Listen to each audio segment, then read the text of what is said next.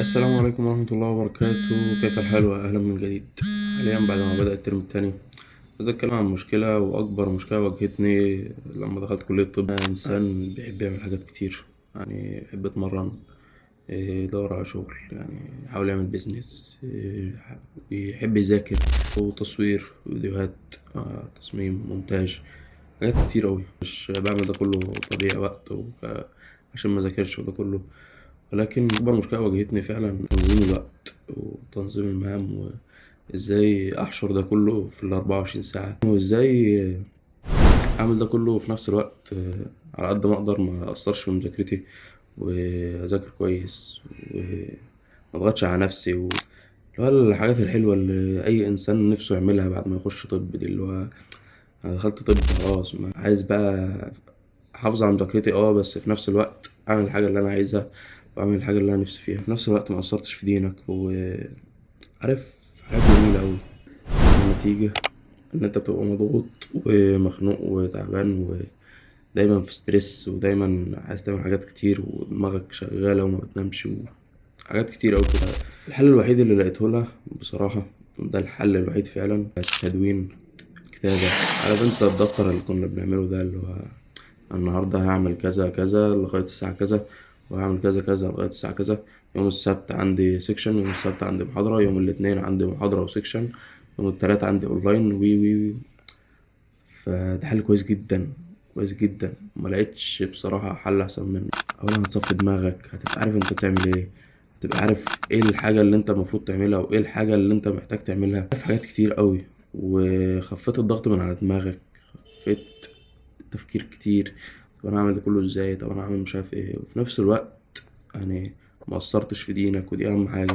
بس لما جيت ادور على حد بيعمل هذا الشيء وبيوفر لي هذا الشيء، يعني بدون مجهود وبدون تعب اللي انا ممكن اتعبه عشان كل شهر اعمل نفس الدفتر واعمل نفس الحاجات وانظم نفس التنظيم، بصراحة ما لقيتش. عشان المشكلة دي كتير مننا بيحتاجها وكتير مننا بيعاني منها، بس ما بيلاقيش اللي يحلها له، وما بيلاقيش اللي يختصر له ده كله ويوفر له الوقت والمجهود والتفكير وده كله في حاجة واحدة هي جاهزة عشان ياخدها كده ويستخدمها على طول.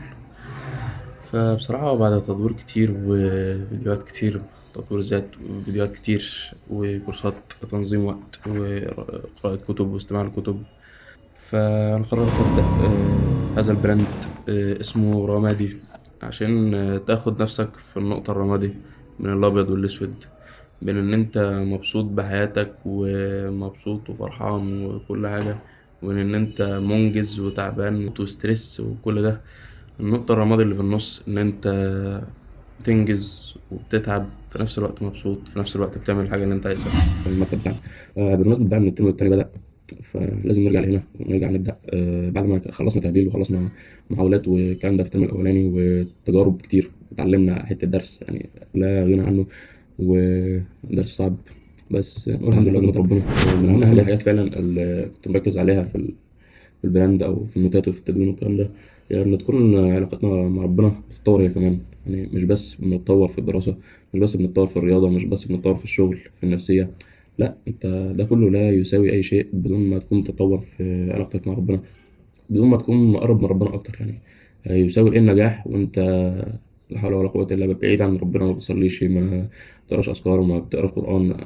يساوي إيه النجاح بدون توفيق ربنا أصلا؟ يعني هو مش موجود بدون توفيق ربنا، فلازم علاقتك مع ربنا تكون قبل أي شيء. اتكلمنا كتير وحاليا جه وقت التنفيذ العملي. طب ازاي هنعمل ده كله؟ ازاي هنجمع ده كله في اليوم من غير ما فاهم، من غير ما تبقى الدنيا ملخبطة وتنظيم كتير وبتاع؟ قال علمني يا رسول الله، فقال قل اللهم قني شر نفسي وألهمني رشدي. اللهم ألهمنا رشدنا وقنا شرور أنفسنا. يبقى أن يعلم العبد أن كل شيء من الله عز وجل، فلا يجعله ذلك بعد ما عظم ربه عز وجل يخليه يعمل ايه؟ ما يعظمش الأعمال، مهما عمل بقى من أعمال تلاقيه يعلم.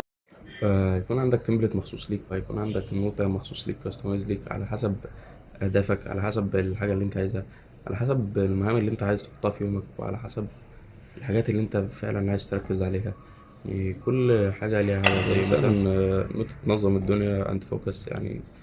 دي للناس اللي عندها مهام كتير أوي زي حالاتي كده، مش شرط كلها تبقى نفس الحاجة، مش شرط كلها تبقى نفس الأهداف، ولكن عايز تنظم وقتها وتستغل يومها كله. في نقطة تانية زي طريق إلى الأفضل دي يعني.